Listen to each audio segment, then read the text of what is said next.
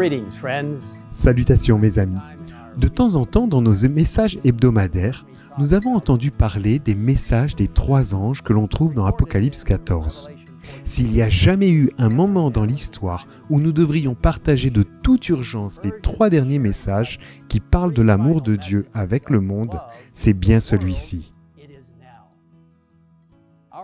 Notre monde est en crise, et la confusion règne et les gens cherchent des réponses. Les illusions spirituelles égarent les multitudes.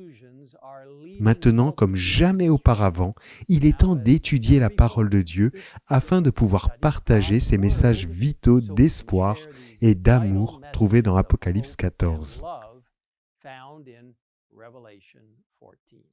Ellen White écrit: dans un sens particulier, les adventistes du 7e jour ont été placés dans le monde comme des sentinelles et des porteurs de lumière. C'est à eux de confier le dernier avertissement destiné au monde qui périt.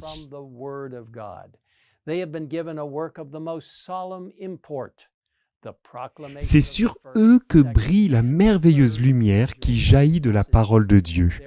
Une tâche d'une solennelle importance leur a été confiée, la proclamation des messages des 3 anges. Ils ne doivent pas laisser leur attention s'en détourner.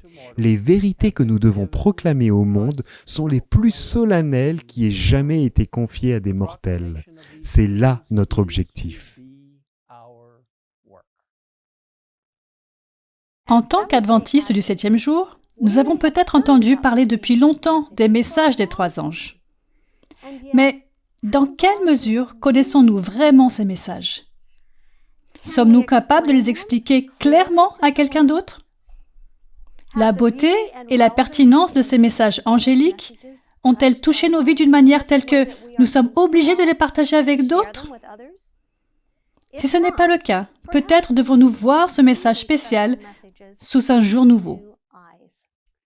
Si vous souhaitez comprendre personnellement et plus profondément ces messages vitaux et salvateurs, si vous ressentez un besoin désespéré du Saint-Esprit pour permettre de partager la bonne nouvelle avec d'autres, Nancy et moi vous invitons à vous joindre à notre famille de l'Église mondiale pour une journée spéciale de prière et de jeûne, sabbat 2 octobre.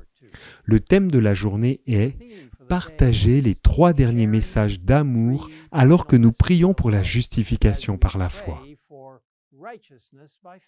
Le comité du réveil et de la réforme de la conférence générale a préparé de nombreux documents utiles axés sur le message des 3 anges afin d'aider les jeunes et les moins jeunes à comprendre et appliquer ces messages vitaux.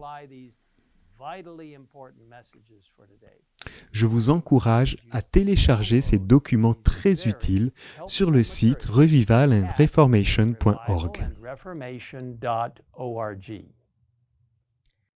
Au cours de cette journée spéciale de prière et de jeûne, nous prierons pour comprendre la vérité biblique d'une nouvelle manière, pour développer la foi dans les temps difficiles et pour obtenir la puissance du Saint-Esprit afin de témoigner et partager la vérité de Dieu d'une manière aimante et victorieuse. Vous demandez peut-être pourquoi cette journée de prière comprend également le jeûne. Il est important de reconnaître que nous ne gagnons pas l'amour de Dieu ou le salut en jeûnant. Au contraire, nous jeûnons parce que nous attendons avec impatience sa bénédiction. Lorsque nous lisons la Bible, nous découvrons que le jeûne n'est pas une option. C'est une évidence pour les chrétiens.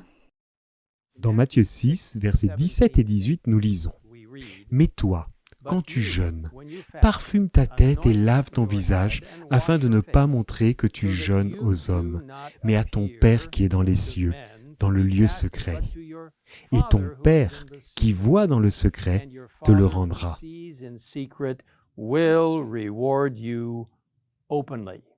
Remarquez que le texte ne dit jamais « si tu jeûnes », mais plutôt « quand tu jeûnes ». Si nous analysons tous les jeûnes de la Bible, nous constatons que chaque fois que le peuple de Dieu a prié et jeûné, Dieu a agi puissamment en sa faveur. Qu'il s'agisse de la délivrance des ennemis au combat, de la délivrance surnaturelle de la prison ou de l'effusion du Saint-Esprit à la Pentecôte. Ce schéma est répété tout au long de l'histoire chrétienne. Le jeûne a toujours fait partie du style de vie du croyant, tout comme la prière et l'étude de la Bible.